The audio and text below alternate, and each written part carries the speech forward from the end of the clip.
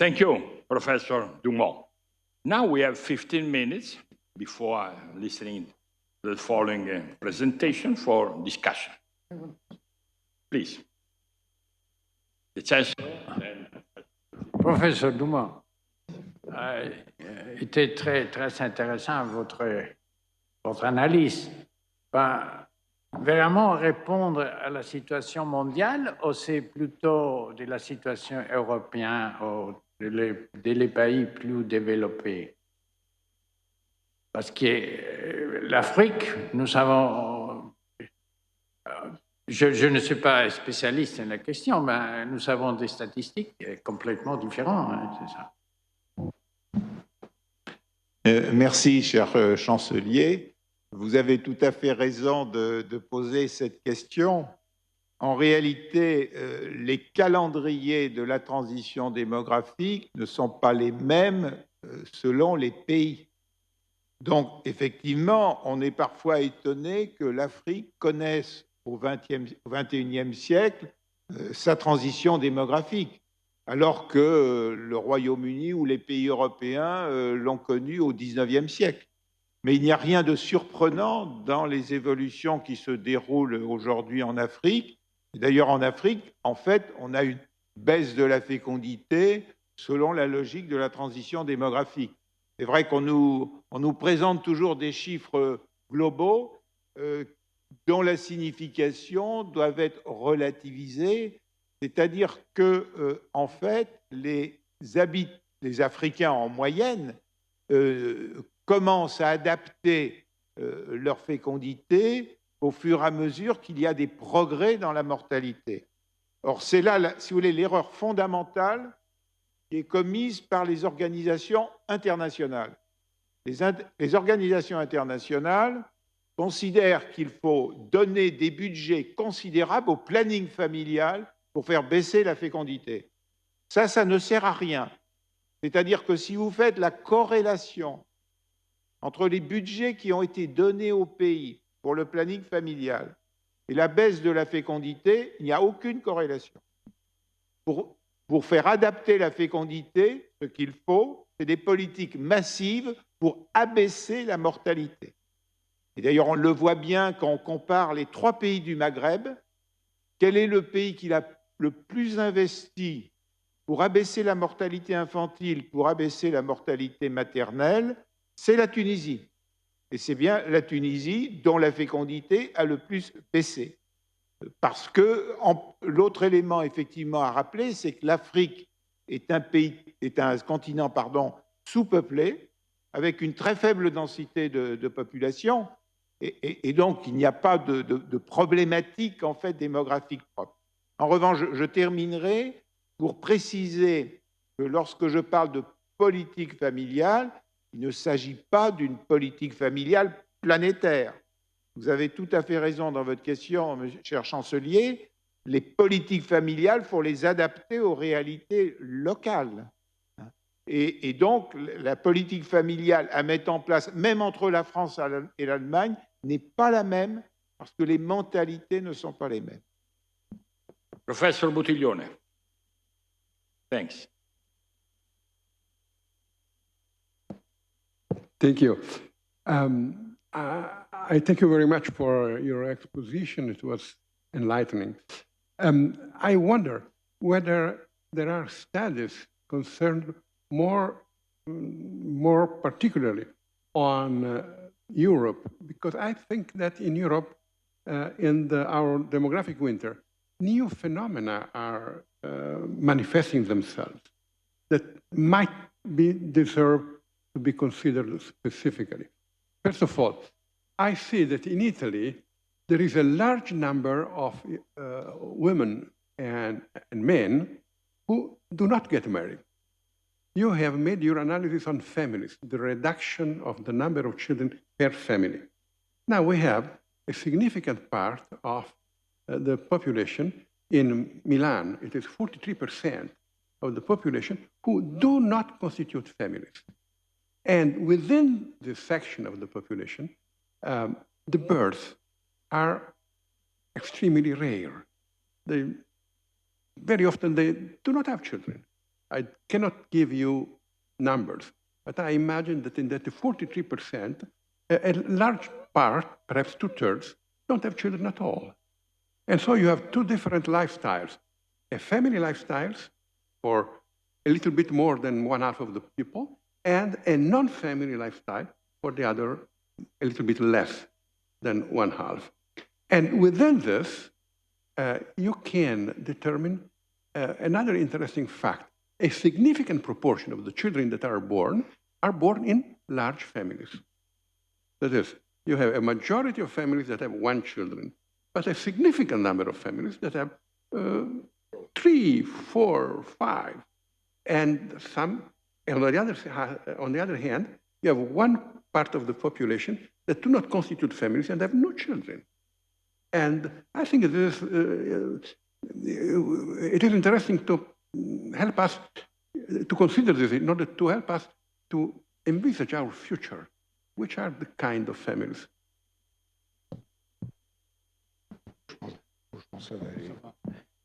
Merci beaucoup, chers collègues. Vous avez tout à fait raison. Nous sommes quand même dans des pays où il y a la diffusion d'une idéologie malthusienne qui considère que c'est mieux de ne pas avoir d'enfants. Et donc, on voit se développer ces couples que l'on appelle en anglais les dinky, double income, no kids. Et ceci, effectivement, est un élément qui aggrave la situation des familles, mais c'est bien la raison pour laquelle j'évoque la nécessité de politique familiale. C'est-à-dire que ces personnes qui font ces choix de ne pas donner la vie doivent contribuer beaucoup plus aux outils de la politique familiale pour ceux qui choisissent d'élever des enfants. Or, on voit que ceux qui choisissent d'élever des enfants sont pénalisés parce que, justement, les politiques familiales sont insuffisantes. Et puisque vous parliez de l'Europe, ce qui est très intéressant lorsqu'on étudie les pays européens, nous regardons les politiques familiales de chaque pays européen et nous regardons la fécondité dans chaque pays européen. Eh bien, la corrélation est très bonne. C'est-à-dire que les pays européens qui ont le moins de politique familiale ont les fécondités les plus faibles, et les pays européens qui ont heureusement une politique familiale meilleure ont les fécondités les plus élevées en Europe. Donc, vous voyez bien l'importance des politiques familiales pour permettre effectivement aux couples de choisir le nombre de leurs enfants. Now we have Vittorio, then Peter, then Bassi, and then that's all. And then Sister Helen, please.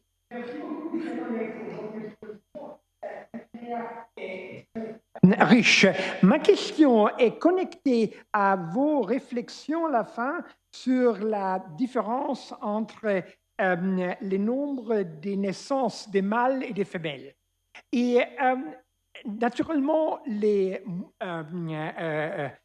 la réalité de cette différence est connectée à l'avortement sélectionné, et qui est un crime, et sans doute. Mais je voudrais écouter votre opinion sur le vieux argument de Charles Darwin, qui fut élaboré pour Ronald Fisher, que dans le monde biologique, il y a une tendance nécessaire pour une égalité des sexes. Parce que si un sexe est plus rare, la valeur de ce sexe inévitablement croît. Et pour cette raison, il y a déjà dans les mécanismes de la sélection naturelle une pression pour augmenter les sexes qui est inférieur. Et pour cette raison, je crois qu'il ne peut pas durer très longue jusqu'à les gouvernements de la Chine, de l'Inde, etc., comprennent, et aussi les familles, que la sélection du sexe est contre-productive parce qu'ils ne peuvent pas trouver des femmes pour leur fils. Et dans les temps de transition, il me paraît qu'il y a une conséquence très intéressante. Ma femme est coréenne. Et en Corée, nous avons les mêmes problèmes. Mais en Corée maintenant, les Coréens sont, particulièrement les paysans coréens, sont obligés à, excusez le mot, à importer des femmes du Vietnam, des Philippines, etc. C'est à contribuer à une politique moins nationaliste qui traditionnellement. Et donc, je voudrais écouter comme un expert de la démographie extraordinaire comme vous, analyser les conséquences de ces politiques. Merci, chers collègues. Je pense qu'il y a deux questions. Alors, la première question, est-ce que parce que les femmes soient moins nombreuses, elles sont plus chères? La réponse est non. La réponse est non parce que malheureusement, les mentalités sont telles qu'il y a un privilège pour le garçon. Parce que le garçon joue un rôle important dans la transmission de la famille, alors que la fille, elle est considérée comme partir dans cette belle famille. Donc, c'est une perte dans l'héritage familial et pour le respect des valeurs familiales. Et donc, tant en Chine qu'en Inde, en réalité, cette préférence pour les garçons, elle est massive. Et d'ailleurs, on les retrouve dans la façon dont les filles sont traitées. C'est-à-dire, on considère effectivement qu'avoir une fille, c'est une catastrophe. Alors, deuxième point concernant les conséquences. Vous avez tout à fait raison, elles sont majeures. Et quand vous évoquez le fait que des Coréens, ou des Japonais d'ailleurs, ou des Chinois, vont chercher des femmes ailleurs, où il y a des possibilités, en réalité, ils les achètent la plupart du temps. Et il faut rappeler que s'il y a de mauvaises relations diplomatiques entre la Chine et le Vietnam, c'est notamment parce que le Vietnam est furieux que les Chinois viennent acheter des filles dans des familles pauvres du Vietnam. Et donc, en fait, ceci est de nature, vous voyez, à engendrer plutôt des relations conflictuelles plutôt que des relations internationales apaisées en la matière, parce qu'il ne s'agit plus de mariage, excusez-moi, de raison, mais de mariage d'argent, que de mariage lié à des liens affectifs qui seraient susceptibles d'améliorer, je dirais, la beauté du monde.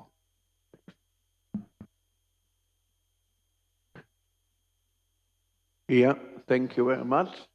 Thank you for your speech. I have a short question concerning the demographic winter in Europe also. We have the problem in the new states of Europe, Hungary, Bulgaria, for instance, Romania, then also Georgia and Armenia, if we are looking forward to the new Europe. So what would you think about, for instance, Hungary? It's a big point of discussion in Europe, especially in Brussels. What would you think? Is it a good policy of demography and of families? Because it's quite an exemption in Europe, the politics in Hungary for families. And when I'm discussing with my colleagues and friends of the studies in Rome, of Hungary, also with some bishops, they are saying it's very good as Orban, for instance, or our government is acting in contrast to other states in Europe. So what would you think is better concerning Hungary or other countries? A strong policy of family and promoting families and children, or less? In Germany, we are a little bit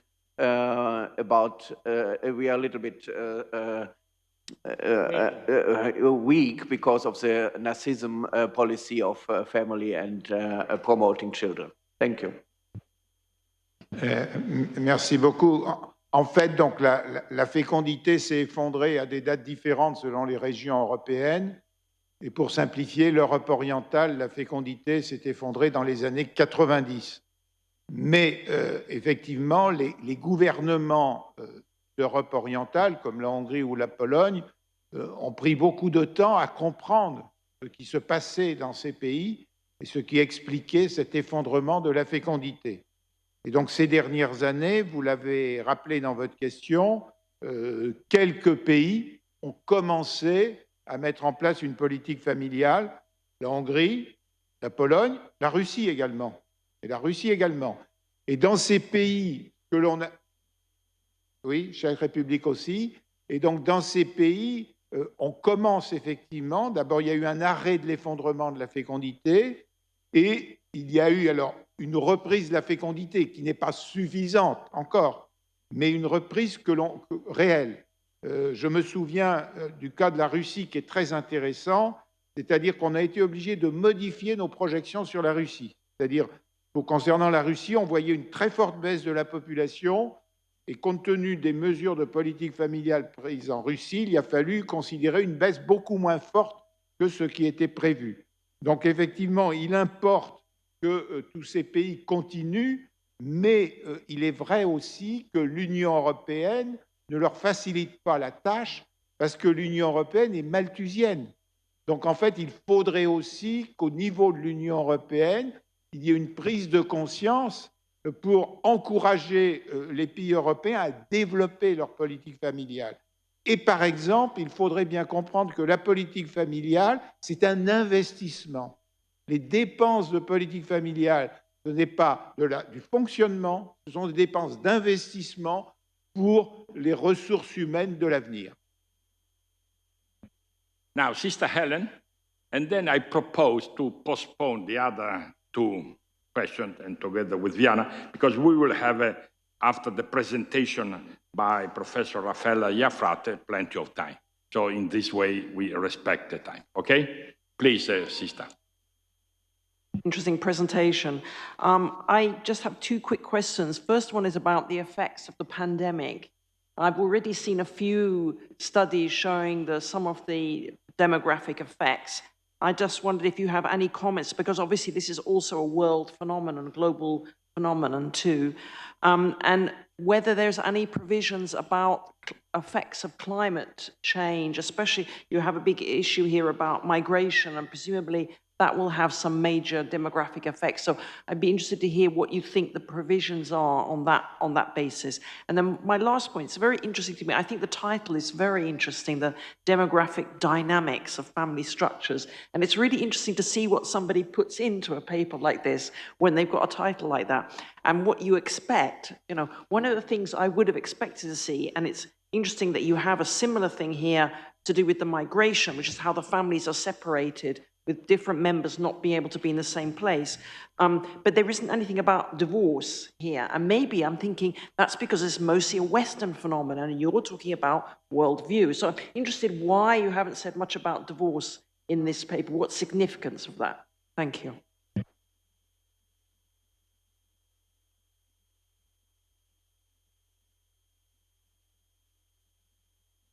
Voilà. Si j'ai bien compris, il y a trois questions. Je ne vais évidemment répondre que de façon très brève parce que chaque question mériterait un exposé. Alors, concernant la pandémie Covid-19, bien entendu, la pandémie a engendré une baisse de la fécondité.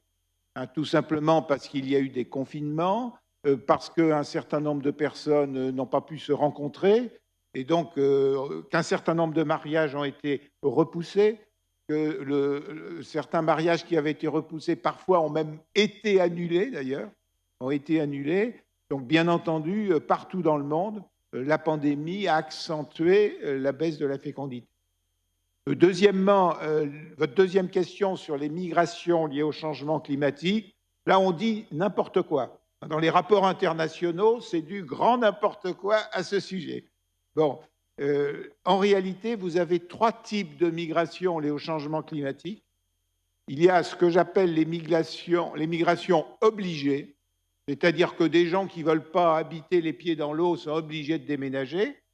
Mais ça n'existe que lorsque les pays n'ont pas mis en place des politiques pour s'adapter au changement climatique. Bon, deux exemples en passant. Les Pays-Bas. Si les Pays-Bas n'avaient fait aucun travaux d'aménagement, 9 millions de Néerlandais auraient les pieds dans l'eau. Bon. Si les Maldives n'avaient pas fait plein de travaux d'aménagement, ça c'est pareil, il y a plein d'habitants des Maldives. Donc, Néanmoins, dans des pays, il n'y a pas des politiques d'adaptation suffisantes et des gens seront sans doute obligés de déménager. Mais il ne faut pas oublier les deux autres migrations climatiques très importantes. La première, ce sont les migrations d'opportunités, c'est-à-dire que les changements climatiques signifient que certains territoires vont avoir des avantages pour la création de richesses qu'ils n'avaient pas dans le climat antérieur. Et donc, il va être intéressant éventuellement d'aller y travailler. Et puis, ce que j'appelle donc les migrations d'aménité, et c'est particulièrement vrai dans un pays comme la France. En France, toutes ces dernières décennies, les Français du nord de la France avaient envie d'aller habiter dans le sud parce qu'ils considéraient qu'il y avait plus de soleil. Voilà. Bon. Avec le changement climatique, il risque d'avoir de plus en plus de canicules chaque année dans le sud de la France. Et donc, le résultat, c'est que vous avez maintenant des gens du sud de la France qui vont habiter dans le nord parce qu'ils trouvent que qu'il fait trop chaud dans le sud maintenant. Donc, vous voyez que c'est un sujet complexe. Votre troisième question, c'était? Ah oui, oui, les dynamiques induites par les comportements de divorce, il faut faire très attention parce que souvent, on croit que sous prétexte de divorce, ça va entraîner davantage de natalité. C'est faux. Si vous voulez, c'est un peu comme quand on croit que la polygamie entraîne davantage d'enfants. C'est faux. La monogamie entraîne davantage d'enfants que la polygamie. Bon. Donc, malheureusement, ces problèmes de divorce, ça a des conséquences extrêmement, extrêmement graves, et notamment parce que les lois disent aux gens, dès que vous avez une difficulté de couple, vous pouvez divorcer. Alors que par définition, la vie de couple, il y a des épreuves à surmonter et on ferait mieux de leur apprendre à surmonter les épreuves à chaque fois que c'est possible. Thank you, Gerard. Now we are just in time, but there are 3 more questions, but we postpone to the general discussion.